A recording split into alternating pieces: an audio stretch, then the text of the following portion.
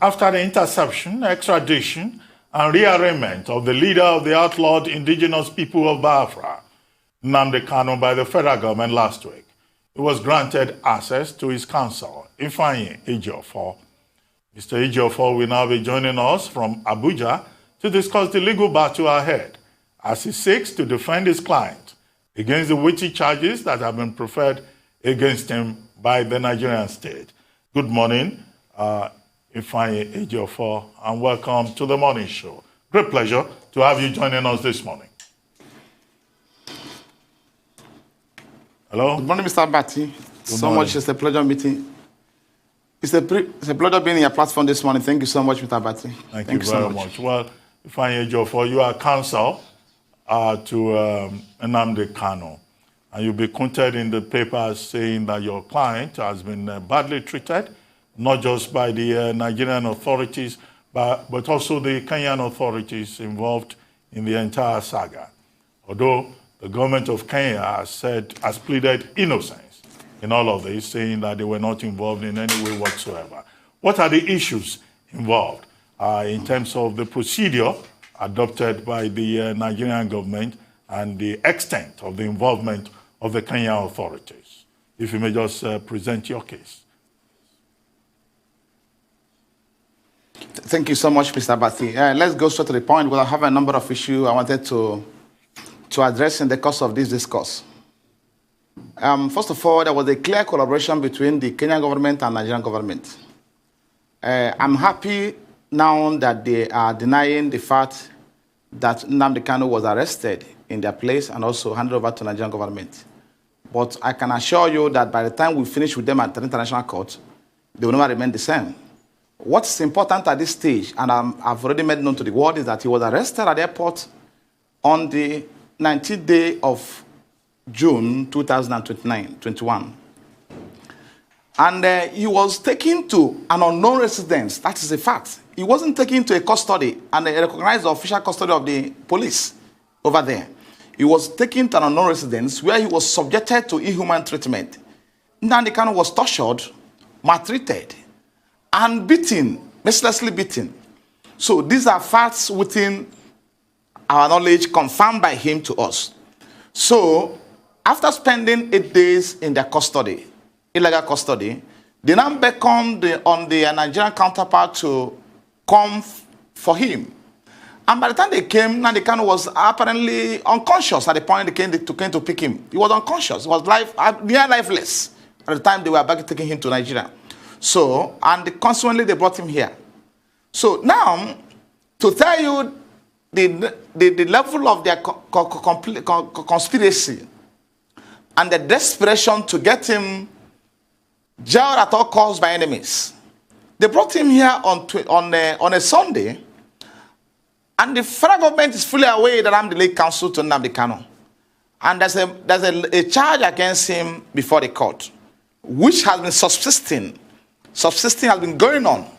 Because after invasion of his premises on the 14th of September 2017 by the Nigerian military and soldiers, who killed over 28 persons in his house, and by act of providence, he was narrowly escaped, we filed an application before the court for an inquest into what transpired in his house on the 17th of September 2017. For court to inquire as to what happened in his house, what led to his disappearance. And we are still in this process, because that is fundamental. This is a person that has expressed to the world that he's ready to come for his trial on October 14th, 2017. He wasn't planning to leave the country. He wasn't planning to run away from the trial. He was ready to come for the trial on October 14th. The matter was stated for commencement of trial. Then on September 17th, his house was invaded. So to tell you that the government was not ready at the time to prosecute him, because they have no evidence to establish even the charge preferred against him to even date. So they went after his life. Now it's compelling on the part of the court to inquire what happened to this person I granted bail. What led to his disappearance? Then surprisingly, on the 28th of March 2019, when the matter came up for sureties to show cause why they will not be committed for contempt, why they were unable to produce Nnamdi Kanu, That was the proceedings of that day. The court gave an order revoking his bail. Then we said no, because the court should be bound by its records. We said no, and we filed an application to get that vacated. Since 2019 to date, the matter had severally come up before the court, the same court. And the court was not inclined to hear this application to vacate the order. And the worst is that the federal government has not filed any response to this application before the court. They have not filed a response in counter to application to get that order vacated. They were not interested. What they are interested is to how to get in Nnamdi Kanu at all means available to them. So now, he was brought into this country on Sunday. After being detained, maltreated, subjected to all forms of injury, maltreated, and inflicted with severe injuries on account of handcuff that lasted on his hands for over 4 hours till before he was brought to court. And you can see him on handcuff in court on that day. Those injuries are still there. And a number of medical issues he's having today on account of what was the kind of treatment that was meted out to him. So they took him to court on a Tuesday. Labaran, who is the counsel that was in court on that day representing federal government, is fully aware that by the Sefa Ejiofor is the lead counsel in this matter. And I've been in court with him in all cases affecting Nnamdi Kanu and IPOB. He never extended the courtesy of informing me that my client was arrested, was abducted, because in this case wasn't arrested. So but when we get to that bridge, we'll cross it. He was abducted and kidnapped from Kenya and brought into this country. So now he didn't feel it confident, didn't see it confident or deem it appropriate to inform me that my client was arrested and has been brought to court on Tuesday. So that shows there's a collaboration between the government in question, as we stand today, and the people who were appearing before them. Because if at all there was any element of iota of transparency in what they're doing, is compelling on the part of the AG, not the lawyer representing the Federation, to inform me that they are coming to court on Tuesday, so I can come to court and see my client. I don't know what happened, and this is quite frankly what happened. So on Tuesday, they took him to court, and the court asked them, "Where is Barrister Ejiofor? Is he not in court? Was he not informed?" They said no. They arrested him and brought him to Abuja on Sunday, and he's called today. So now there's an underlying fact that my client will not get fair trial in that court. That's settled. The issue of fair trial has been taken away by this collaboration. But we keep on watching. We are going to see them in court. So that is what happened as of today. I've seen him, and he has given me every information and detail about what transpired in Kenya, how he was arrested, how he was taken to a non-destination, and how he was maltreated, how they nearly killed him over there. And it's obviously from what he told me that it was at the behest of the federal government that they were doing those things. So until when they beckon on them to come, these are against an obvious infraction to all international laws and treaties. So, but at that level, we're addressing it. We're going to address an international court at that level. So let me concern myself what's happening in the country. So it's obvious from every indication that my client will not get a fair trial in this court. Obvious. Until when the contrary is established. And now, Nnamdi Kanu was mandate in prison custody. Let me underline this fact.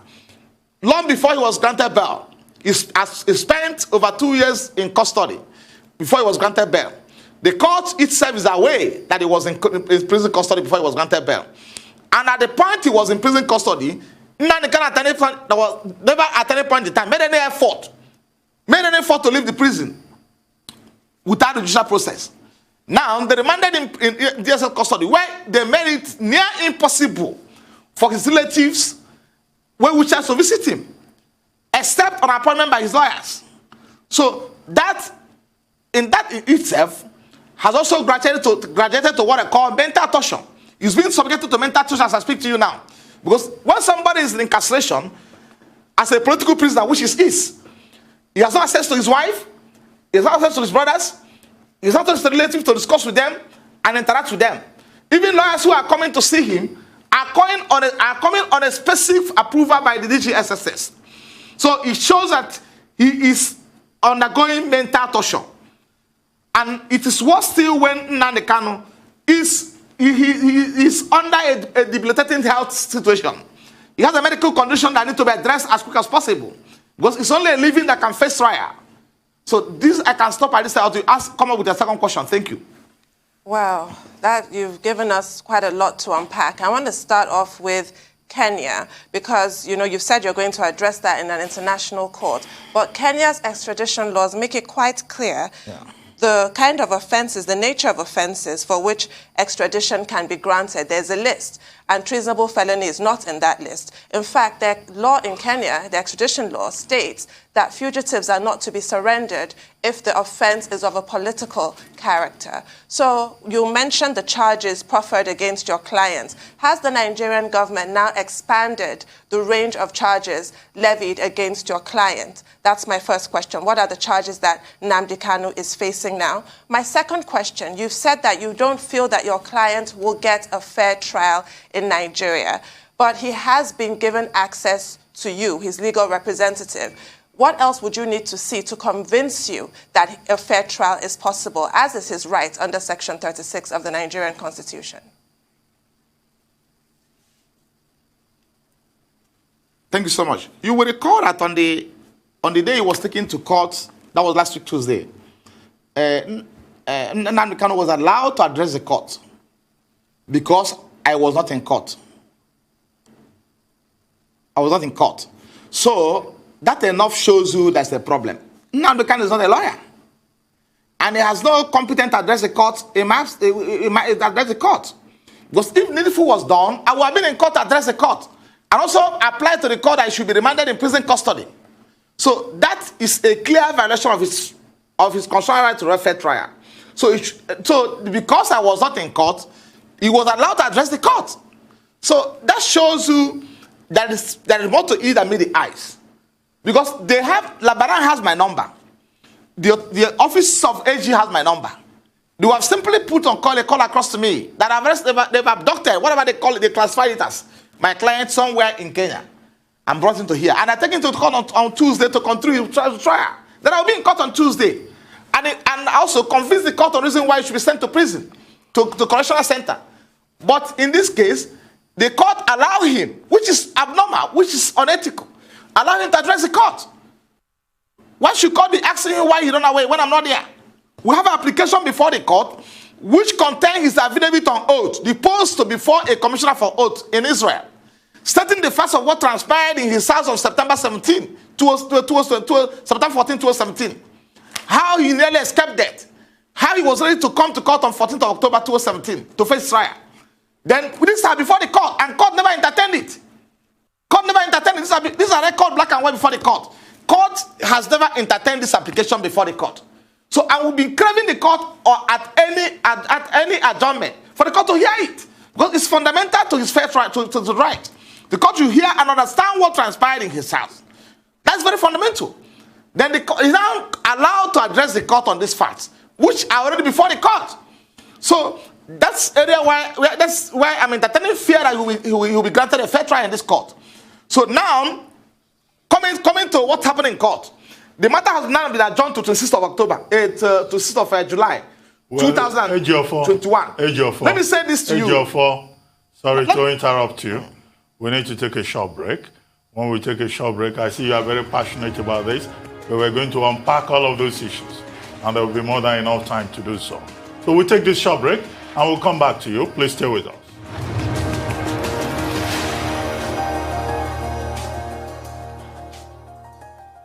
Welcome back to the morning show here on the Arise News channel. Our guest is still Ifeanyi Ejiofor, counsel to the leader of the indigenous peoples of Biafra, Nnamdi Kanu. Well, Ifeanyi, yes, you said a lot, and we've listened to you, but we would like you to conclude your thoughts on what you were saying. But take this along with some of the things you wanted to say. First, you were accusing the Kenyan authorities. But aren't we dealing here with the case of a fugitive from the law? A fugitive from the law who was also organizing against the Nigerian state along borders. I'm sure as counsel, you are familiar with what is called cross-border crime, transnational crime under public international law, and the role of Interpol in that regard. Second, the Court of Justice Binta Nyako, when your client was brought before the court, and then he was remanded in the custody of DSS. The court specifically, Justice Nyako that is, asked that you should be contacted, the counsel should be contacted. But you were saying no attempt was made to get across to you with a phone call. But I thought that the Court of Justice Nyako protected your interests by saying that going forward, when the Lordship announced the adjournment to July 26, talked about counsel for the defendant appearing in court. And you are talking about bail. You are talking about medical condition. Now, do you think that your client is in a safe place to ask, for further bail, given the fact that he became a fugitive from the law? The rationalization that you gave may not be tunable before the court.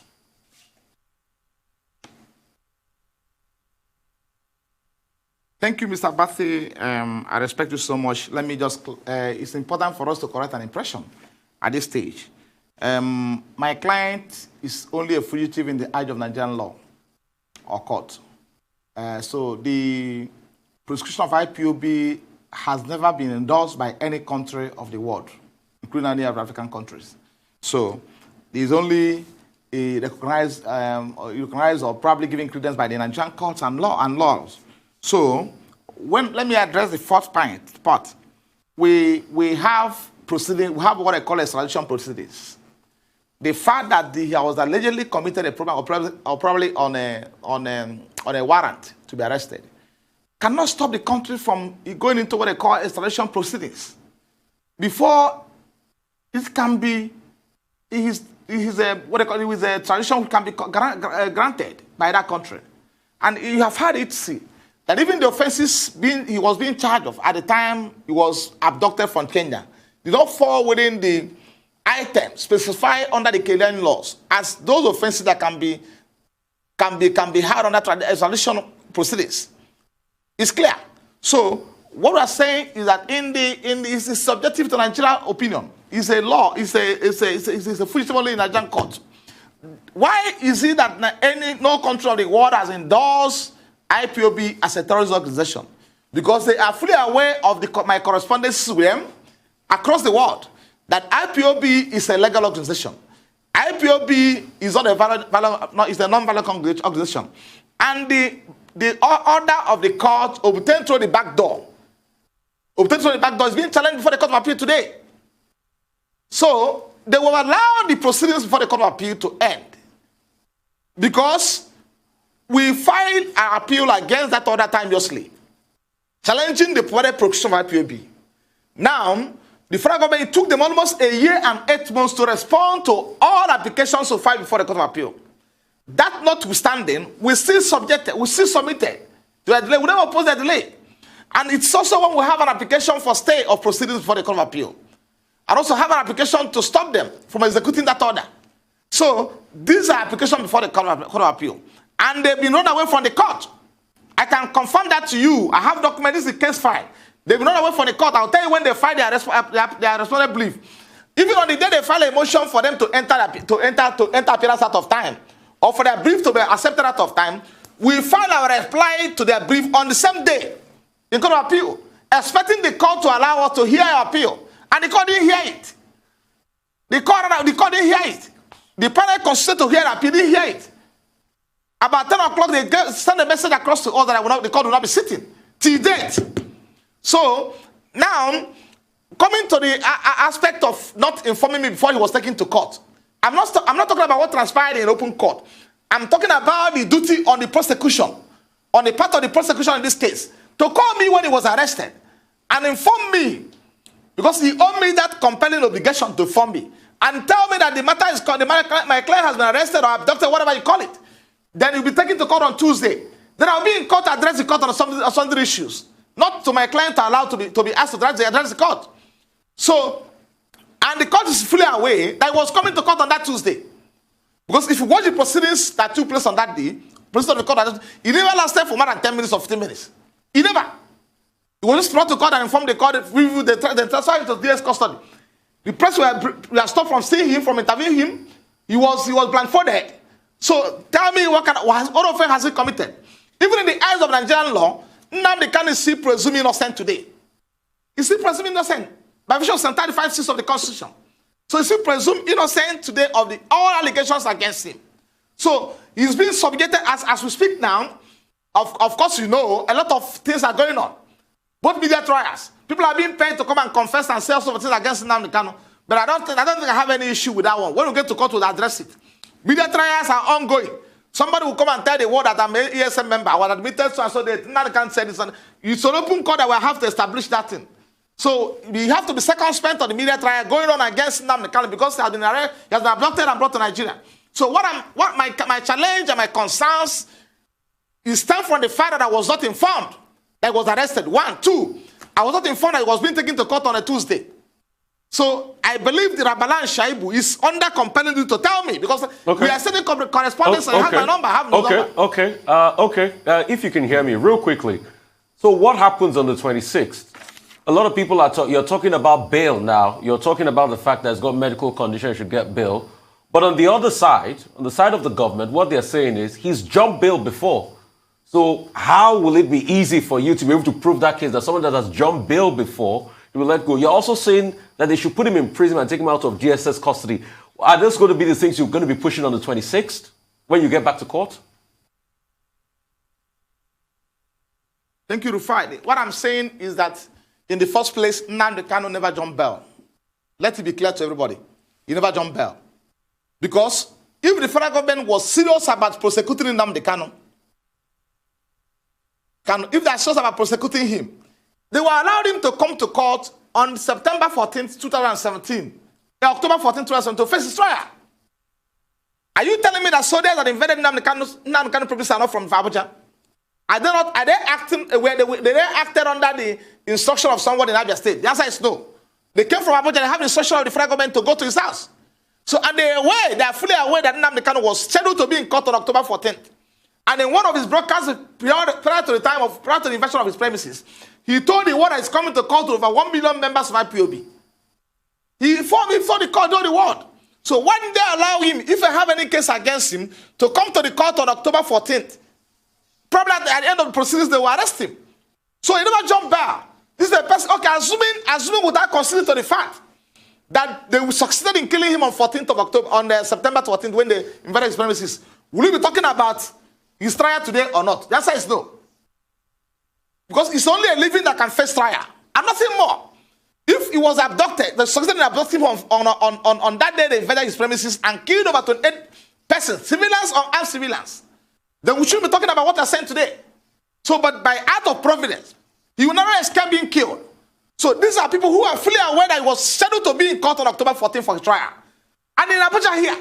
So why can't you wait for him to come to court if you have any case against him?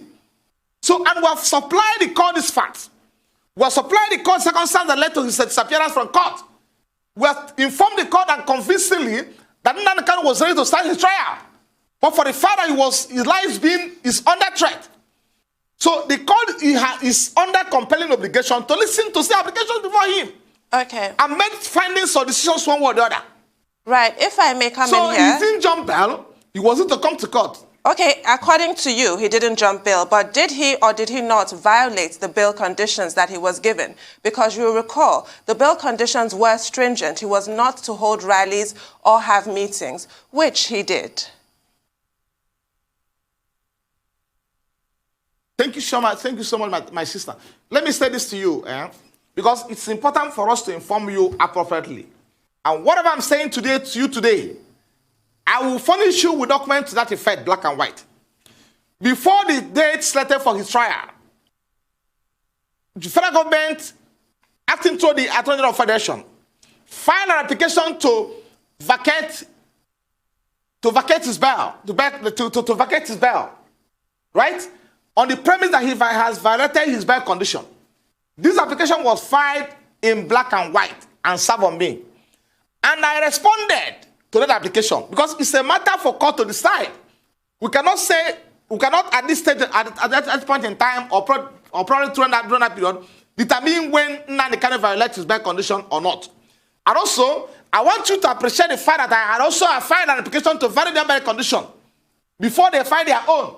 So this is a pending application before the court. The court for the court to hear my application to vary his bail condition, hear the one filed by the federal government that he has violated the bail condition, and also hear the one I filed in reply to what the federal government filed, stating that Nnamdi can never violate his bail condition. So they're supposed to hear those applications because it's under our duty to hear that application and make decisions one way or the other. So it is not in our, it's not within our rights today to state that Nnamdi can violate his bail condition at that time, point in time, because we have an application before the court for the court to hear and determine. So I still maintain today that Nnamdi can never violate any bail condition. Anyway, Mr. Because we have an application before the court to vary it. Also, Mr. Jofo, your point is clear. But before we go, you said you are going back to the court to do the needful. Will you define for us and for the benefit of our viewers what you mean by doing the needful? What will be your prayers before the court when you show up there on July 26th? Mr. Ruben Nabati, thank you so much. What I want to say to that effect is that we have already filed, applications are going into the court today. Because we have preliminary application we need to file entertained by the court before the 26th of July. As I speak to you, his care condition is deteriorating every day. So, and that need to be addressed as quick as possible. That need to be addressed because it's only a living that can face trial. If anything happened to Nnamdi Kanu before the 26th of July, 2021, the matter is slated for hearing. That means the trial will not go on. So, they need to be attended to as quick as possible. And we are going to court to get an order of court to ensure that he's given attention. That's fundamental. Because his life first before we talk about trial. So that's what I mean by needful, doing the needful. We're going back to the court to do the needful. Then I've had a number of places where they're saying about amendment of charges. I have no problem with that. Let's submit the amended charge. Right? Yeah. So, and also, let me use this opportunity to appeal to you. And also appeal to the world. To tell the government that I have to be protected. Because my life is under threat as I speak to you as his lawyer. Attempts has made as my life. People were killing my premises. I cannot move. I cannot sleep now with two eyes closed. So let the world intervene in this case. Because I must be given protection to defend my client. I don't know what I've done to deserve to be killed. Because I'm defending IPOB. It's within my constitutional right as a lawyer to defend anybody that come across me. And I'm doing justice to that. So let me use this opportunity and this platform to appeal to the world to prevent the federal government to protect my life. To stop those who are hell-bent on killing me. Okay. They have been looking for me all over the place to kill. Not that I committed an offense known to law, but they want to assassinate me at all costs by enemies. Thank you so much. Okay, Mr. Ejiofor, real quickly, have those threats, like you talked about, been reported to the police? And secondly, what are these new charges against Nnamdi Kanu?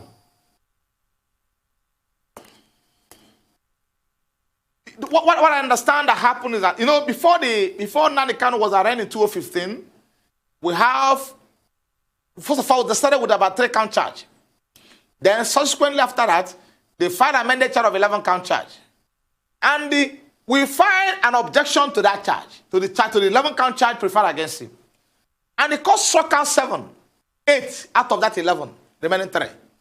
So, and even in the court ruling, which I will make available to your people, the court made a remark that even the 3-count charge still pending against Nnamdi Kanu as Kanu, that the proof evidence before the court cannot even substantiate that charge. Cannot substantiate it because they are porous. So, but for the benefit of that, it's giving the prosecution the benefit to come forward with their witnesses to establish this charge against him. So now, what we are seeing today is that those charges, the court struck out, has been referred by the federal government. That's what we're seeing today. The charge, the federal government, the court has struck out, the 8-count charge, the court has struck out sometime in the course of the proceeding, has been referred, resurrected by the federal government again. But my brother, we have no problem. We know that Nnamdi Kanu, the whole world know, is a political prisoner. So we know he's a political prisoner, and we are going to impanel a fortified legal team for him. And in court, we resolve every aspect of items of the charge they are bringing before the court. We are not running away from the court. We believe in judicial process. We have implicit confidence in the judicial process. So, but when things are going wrong, I will inform the world, because I must be alive to my duties. I mean, what are these charges? You've not specifically, stated these charges so that the world can know. These these charges that have been brought back, like you said, what are these charges?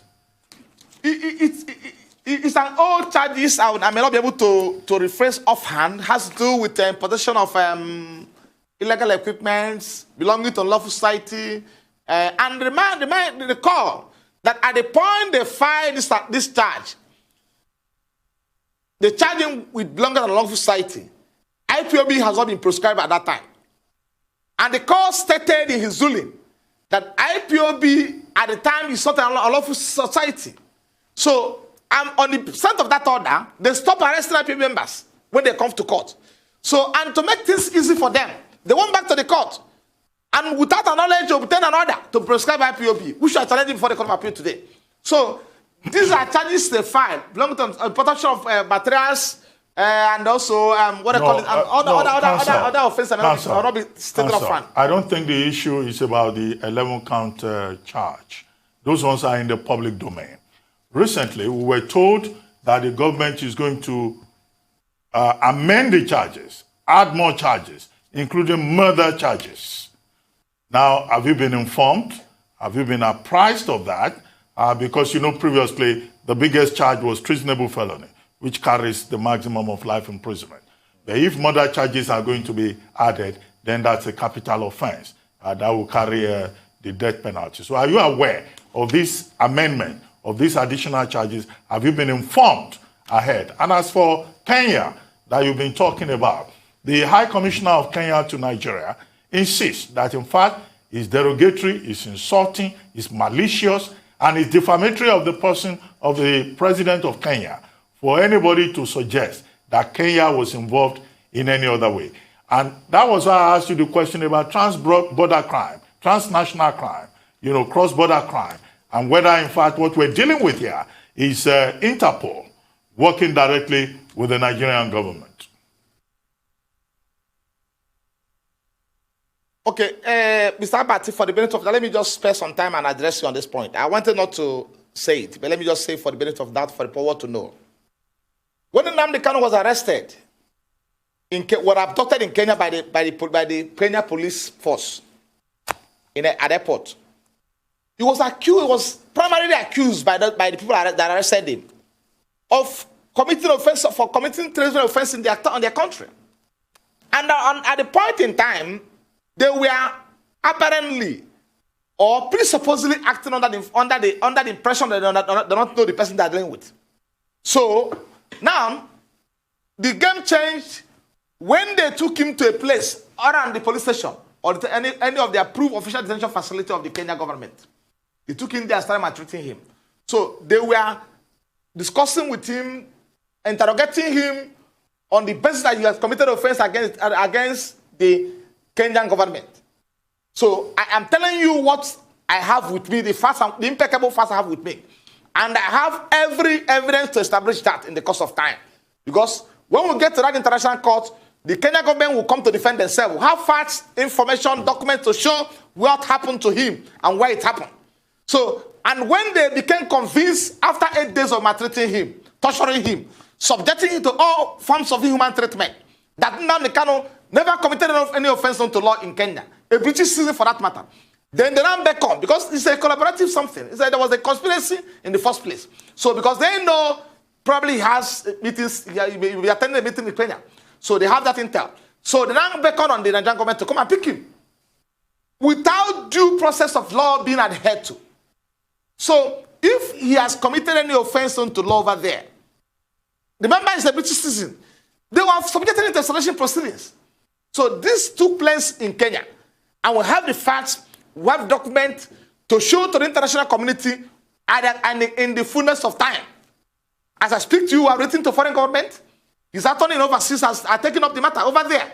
So they're being smart by half for denying the fact that Nnamdi Kanu was never arrested in Kenya. Let them go to court. We're already in court with them. They're not taking them to court anymore from now on what transpired in Kenya. That he was abducted, taken to non-residence, maltreated, beaten mercilessly, tortured. So even as a matter of fact, when the Nigerian counterpart came, they became scared of the fact that Nnamdi Kanu might have died in their, may have died in their hide if they didn't conduct proper examination, medical examination.